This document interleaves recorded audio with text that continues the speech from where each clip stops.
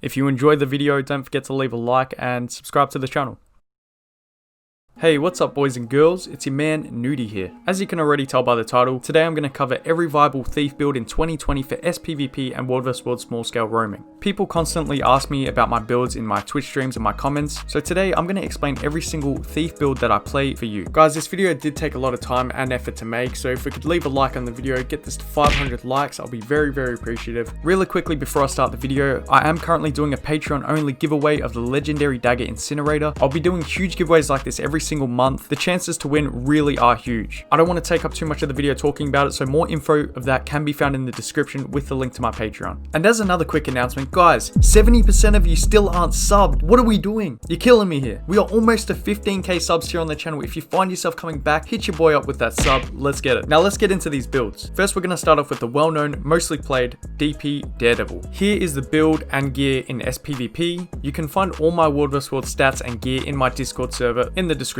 Now guys, I'm not going to go through every detail of the build, such as what each individual skill or trait does, otherwise this video is going to be way too long of a video. I'm going to cover the most important parts. It is important to understand the role of the build. The idea of this build is to play around your high stealth and high mobility, allowing you to move quickly throughout the map to get kills and secure decaps for your team. The general rule you want to follow for all thief builds in SPvP, especially for this build, is the following. Do not 1v1. Thief is a roamer, not a duelist or a brawler. You want to +1 fights. This means in the majority of scenarios you will only be in fights where you add a numbers advantage for your team. For example, if your side noder is in a 1v1, you adding to that fight, making it a 2v1 is called a +1. This is good. On the other hand, assisting your teammate who's being 1v2'd and making it a 2v2 is generally not a good rotation, unless there's a really low target there. Instead, you would use this opportunity to go and outnumber the team fight or decap something instead. Another vital part of your role is to neutralize enemy points around the map. This is called a decap. More often than not, you will decap instead of fully capturing a point because you can utilize that time to +1 around the map and give your team a bigger advantage, whilst one of the enemies rotates to try and recapture that point. Now let's talk mobility to move around the map with this build. Because of the last trait in the Daredevil line, you have access to dash. Dash is a special kind of dodge which gives you swiftness after you complete a dodge. Pairing this up with your short bow 5 ability will give you very high mobility around the map. A great way to get successful +1s is to move around the map in stealth. Now let's cover how to access stealth. There are many ways to get stealth with this build. At the start of a match, you will typically stealth your team into mid by dropping a smoke field from your pistol 5 and following that up with a maximum of 3 cluster bombs in that field from your shortbow 2 ability. Comboing with smoke fields is vital to keeping up stealth. The most typical way for stealthing yourself will be to drop a smoke field once again from your pistol 5 and then following up with a maximum of 4 heart seekers if you are quick. Your blinding powder utility skill is also an additional stealth. This can act as a blast finisher in smoke field for extra stealth too. However, keep in mind this is a stun break and should only be used if there aren't any other ways to stealth, and it's crucial that you do. Your healing skill will be a 6-second stealth on its own with this build because of the Shadow Arts trait line. Finally, your swipe ability will give you stealth as well. However, it is an important ability to have for your bursts. So let's jump into the bursts for DP now. It is important to understand that DP damage comes in bursts and not much sustained damage. Your most typical burst is going to be with a backstab, which is your first dagger skill only when you're in stealth. It will do double damage if you hit a target in their back. There are 3 main ways to access this ability in a fight. The first is if you're in a fight and you're not in stealth, you can hit your swipe to port you to your target and stealth yourself and then execute a backstab right after. The second way is that you can pre-stealth the ways previously mentioned, walk up to your target and just hit backstab. Or finally, if you are pre-stealth, you can hit your shadow shot on dagger pistol to gap close your target and spam your backstab ability while you are casting shadow shot to overwrite the second half of the ability with backstab. Other burst damage comes from your dagger 2, which is heart seeker. This will do far more damage to targets under 50 or 25% HP. Another burst is shadow shot, which is your third dagger pistol ability. On shortbow, your main source of damage is going to come from exploding cluster bombs, which you can do by pressing the ability again while it's midair. Outside of these abilities, be sure to use your dagger auto attacks to add some more consistent damage in between your main bursts. Now that we understand bursts, let's discuss the defensive play of this build. Aside from your insane mobility and stealth access that we discussed earlier, this build has access to 2 stun breaks. Blinding powder, which is a stealth, and also shadow step, which is a 1200 range teleport, which actually has 2 stun breaks in it. Activating the skill will port you to your target location and stun break you. Activating the skill again within 15 seconds will stun break you you back to your original position, and it'll also clear 3 conditions in the process. Signet of Agility will also clear 3 conditions on activation, and will also give you some endurance back to allow you to dodge more. Your Heal ability will also clear damaging conditions. Your Dodge ability will clear any movement impairing conditions. Shortbow 3 is an evade, however keep in mind it has a high initiative usage, so it's not wise to spam it. Your Dagger Storm elite skill is also a 3-second evade. Finally, Swipe can be used defensively. If you are CC'd and there's no other stun breaks you can use, it will daze the target and stealth you as previously mentioned. Finally, I will cover the most important things to remember with the DP build. Swipe is unblockable and it'll steal 2 boons, allowing you to strip defensive boons like protection and stability. This can help you interrupt crucial enemy skills like their heal, signet or glyph revives, blocking abilities, and will also interrupt things like rampage, tornado, and lich form even if they have stability. Headshot is also another fast casting interrupt. This is your 4th ability on your pistol. It's really important to watch the minimap in conquest matches so you know which fights you can outnumber and which nodes will be free to decap. When you fight melee focused classes,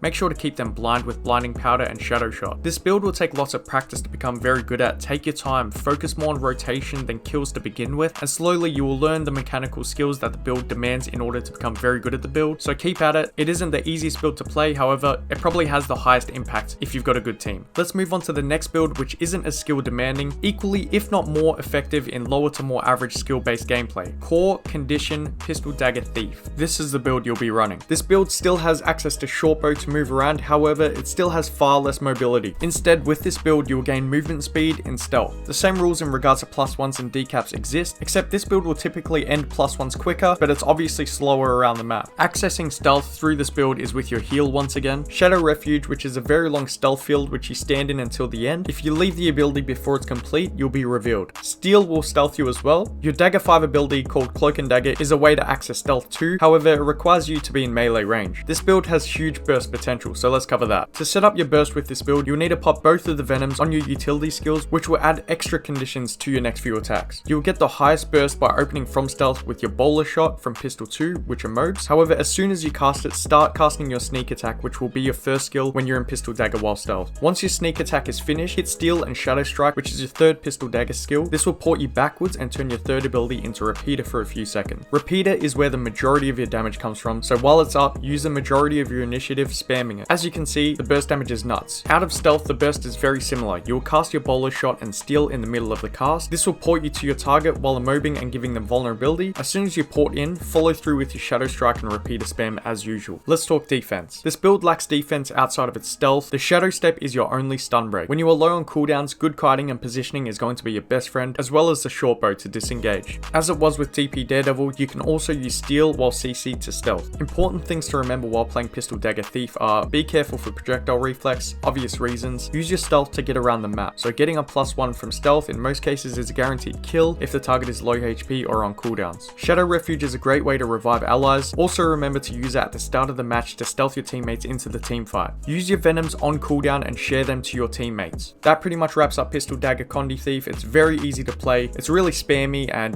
that's why it's really good for lower end players who are still learning the class but want to be just as impactful.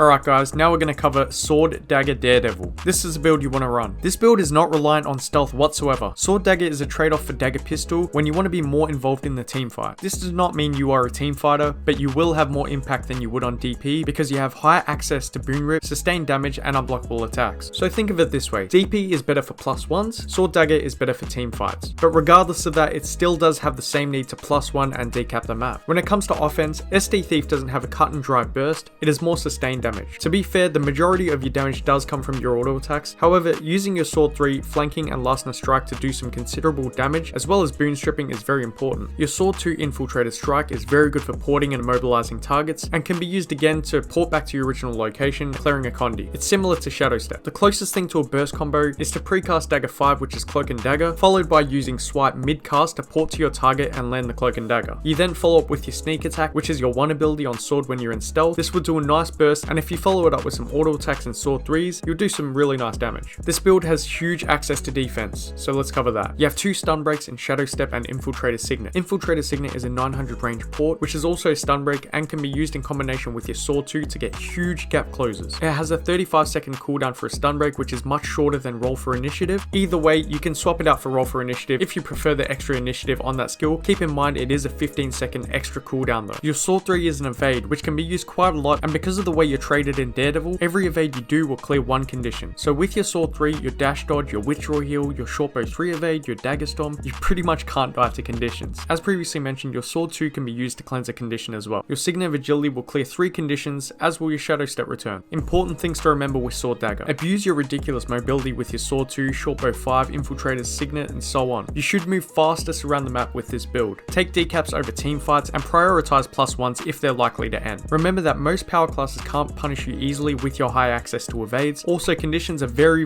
easy to deal with, so don't be too afraid to get in the middle of team fights if it means you're gonna get a kill. Let's move on to the last part, rifle Deadeye. There are 2 different builds you can run for Deadeye. One is with the Deadly Arts trait line and the other is with Shadow Arts. The majority of Deadeye players still play Deadly Arts. I personally have moved to the Shadow Arts variant, and that's the one I'm gonna cover. I have a whole video on the Deadly Arts variant. You can go and watch that video for a very in-depth look at it. With the Shadow Arts variant, you have the option to run a second stun break with Mercy or run a more offensive version with Binding Shadow. Rifle Deadeye is a very high burst, fast killing build. To be successful with this build, it's mostly about positioning. At a beginner level, it will be quite difficult to deal with high pressure. However, at an experienced level, you'll get a lot done with this build. This build is more involved in the team fight than previous Deadeye builds because of its ability to quickly kill targets. The rotation speed of this build isn't the best, but you can still move around the map at a decent pace with your rifle 4 and increase movement speed and stealth. Stealth access is through dodge rolling with your rifle, stealthing after you cast your heal ability, using stolen abilities when you're at full malice stacks, or using your rifle kneeling 4 ability sniper's cover, then using your standing rifle 4 to leap through it. The majority of your damage is going to come through starting your fight by marking your target with your Deadeye's mark, which will give you quickness and extra damage, then using your rifle 2 ability almost as if it's an auto attack. This will do a whole heap of damage as well as build your malice stacks to full. When you're in stealth, you'll always burst with Death's Judgment, which is your stealth attack on rifle. A quick tip is, if you're fast enough, before you cast your Death's Judgment, cast your rifle 2 quickly followed by your Death's Judgment, and you'll get a little extra burst. If you're running Binding Shadow instead of Mercy, remember to always cast it from stealth, as it cannot be tracked. This will knock down your target for 3 seconds as well as immob them, so what you can do is cast it in stealth, and just before it lands you will use your Death Judgment, so the targets will be knocked down perfectly in time to eat a massive burst. You also have a nice burst in Pistol Whip, which is your 3rd ability on your secondary weapon set. However, be wise when swapping to the sword pistol set, as your stealth access is more limited without rifle. When it comes to defensive play, you'll have access to your shadow step for your stun break. If you choose to go with Mercy, you will have 2 stun breaks. Mercy is a great option if you want to play a little more safely, and it also comes with an offensive side too. When you use it, you earn back initiative and also recharge your Deadeye's mark, meaning you will have access to more quickness and extra damage when you use it again. As with all the builds I've gone through today, you have access to 3 condition cleanse through your signet of agility and also your shadow step return. Rifle 4 Death Retreat will clear 1 condition. Every time you enter stealth, you'll clear a condition. Your withdraw heal skill will clear all movement impairing conditions, and you'll also get a condi cleanse out of your sword to return. The important things to remember is to use your Death Retreat to move around the map. It will port you backwards, so if you have an about face key, you'll be able to use it to move forward. This can be found in your keybinds, and if you hold left click, press your about face key, and then use Death Retreat, you'll move forward instead. Make sure you position yourself in places that aren't easy to get to, things like no port spots. Use your stealth to constantly play defensively when you're being focused. Remember that Pistol Whip is also an evade, so it can be handy to both interrupt revives and cleave damage downstate enemies. Alright guys, I hope this helped you find which build you want to play in practice. Let me know which one you've decided to play on. Also, just to end this video guys, make sure you follow me on Instagram and Twitter. I'm almost to 1k followers on both platforms. You can keep up to date with me and see cool screenshots, talk to me and all that good stuff. Links are in the description. Until next time, I'll see you guys later. Peace.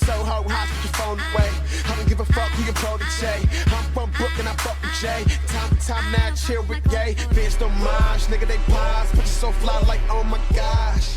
Yeah, we